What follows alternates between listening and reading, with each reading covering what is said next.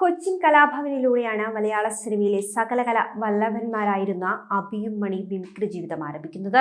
രണ്ടുപേരും ഇന്ന് ഈ ഭൂമിയിലില്ല. അന്തരിച്ച താരങ്ങളെക്കുറിച്ച് അവരുടെ സുഹൃത്തുക്കളും സഹപ്രവർത്തകരുമായിരുന്ന KS പ്രസാദും നടി തസ്നി ഖാനും ഓർമ്മകൾ പങ്കുവയ്ക്കുകയാണ്. ഇപ്പോൾ അമൃത TVയിലെ റെഡ് കാർപ്പറ്റ് എന്ന ഷോയിൽ അതിഥികളായി എത്തിയപ്പോഴാണ് ഇരുവരും പ്രിയ സുഹൃത്തുക്കളെക്കുറിച്ച് വാചാലരായത്. അഭിയുമായി അടുത്ത സൗഹൃദമുള്ള തസ്നി ഖാനാണ് ആദ്യം സംസാരിച്ചു തുടങ്ങുന്നത്.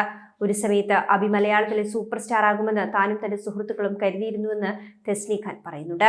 അഭിക്ക് കണ്ട കാലം മുതൽക്ക് തങ്ങൾ വിചാരിച്ചത് മലയാള സിനിമയിലെ സൂപ്പർ സ്റ്റാർ അഭിക്ക് ആയിരിക്കുമെന്നാണ് തസ്നി ഖാൻ പറയുന്നത്. അത്രയും കഴിവാണ് അഭിക്ക്.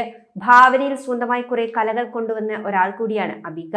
എല്ലാവരും കടം മേടിച്ചാണല്ലോ പറയുന്നത്. എന്നാൽ പക്ഷെ അബീക്കയുടെ കാര്യത്തിൽ പുള്ളിയുടെ പ്രൊഡക്റ്റ് തന്നെ ഒരുപാടുണ്ടെന്നാണ് തസ്നി ഖാൻ പറയുന്നത്. പണ്ട് സിനിമാ നടന്മാർ എന്നൊക്കെ പറഞ്ഞാൽ ഗ്ലാമർ ആണല്ലോ മനസ്സിൽ വരിക.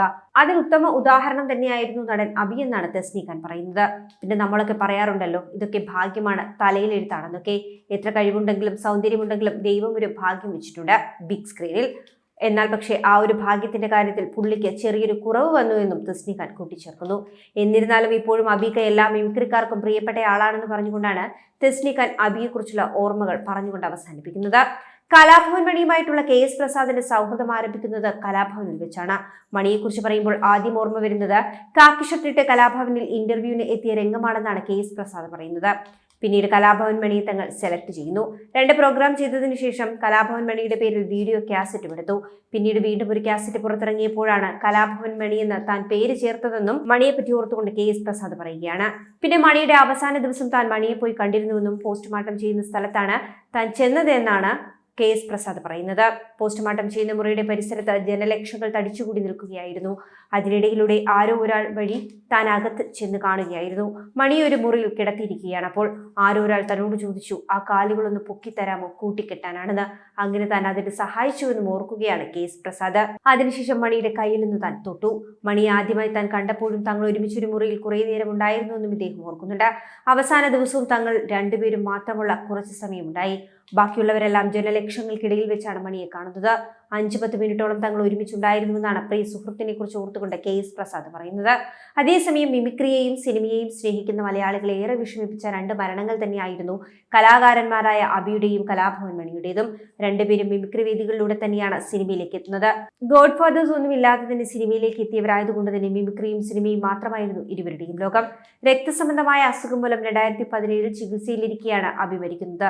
49 വയസ്സായിരുന്നു പ്രായം. കൊച്ചിയിലെ അമൃത ആശുപത്രിയിലായിരുന്നു അബിയുടെ അന്ത്യം. ഡെങ്കിപ്പനി ബാധിച്ച് ചികിത്സയിലായിരുന്ന ഇദ്ദേഹം ക്യാൻസർ ബാധിതൻ കൂടിയായിരുന്നു എന്ന് റിപ്പോർട്ടുകളുണ്ട്. പ്ലേറ്റ്ലെറ്റുകളുടെ ക്രമാതീതമായ വീഴ്ചയാണ് മരണകാരണമെന്നാണ് റിപ്പോർട്ടുകൾ സൂചിപ്പിച്ചത്. അതുപോലെ തന്നെ പ്രായമായ മുസ്ലിം സ്ത്രീയായ ആമിന തന്ന എന്ന കഥാപാത്രത്തിന്റെ പ്രകടനം അദ്ദേഹത്തെ മലയാള സിനിമാ രംഗത്ത് പ്രശസ്തനാക്കി മാറ്റുകയായിരുന്നു. അമിതാഭ് ബച്ചനെ അനുകരിക്കുന്നതിനും അബി പ്രശസ്തനായിരുന്നു. അതുപോലെ തന്നെ മിമിക്രി ലോകത്തെ സൂപ്പർ താരമായിരുന്ന അബി 1991 മമ്മൂട്ടി നായകനായെത്തിയ നയം വ്യക്തമാക്കുന്നു എന്ന ചിത്രത്തിലൂടെ ഹാസ്യ നടനായിട്ടാണ് മലയാള സിനിമയിൽ അരങ്ങേറുന്നത്.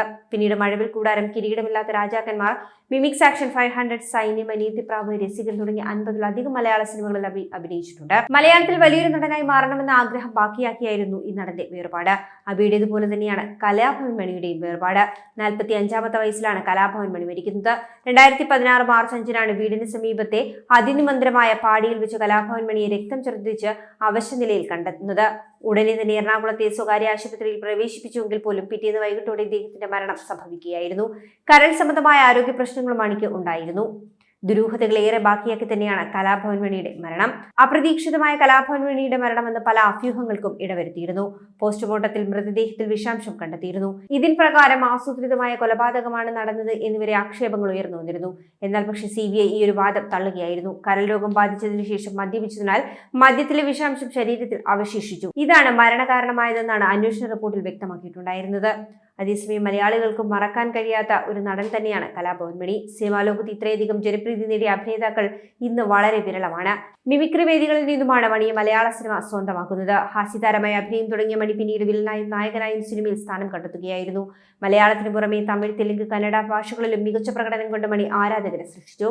സാധാരണക്കാർ നെഞ്ചിലേറ്റിയ കലാഭവൻ മണി ഒട്ടനവധി സിനിമകളിൽ ശ്രദ്ധേയമായ വേഷങ്ങളാണ് ചെയ്തത്.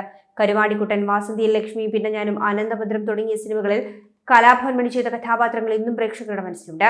ഐശ്വര്യ റായിക്കൊപ്പം വരെ സ്ക്രീൻ സ്പേസ് പങ്കിട്ടിട്ടുള്ള നടൻ കൂടിയാണ് കലാഭവൻ മണി.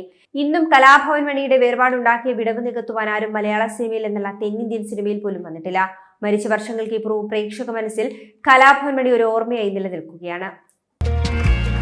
കൂടുതൽ വാർത്തകൾക്കായി B4 Blaze ഫോളോ ചെയ്യൂ, സബ്സ്ക്രൈബ് ചെയ്യൂ.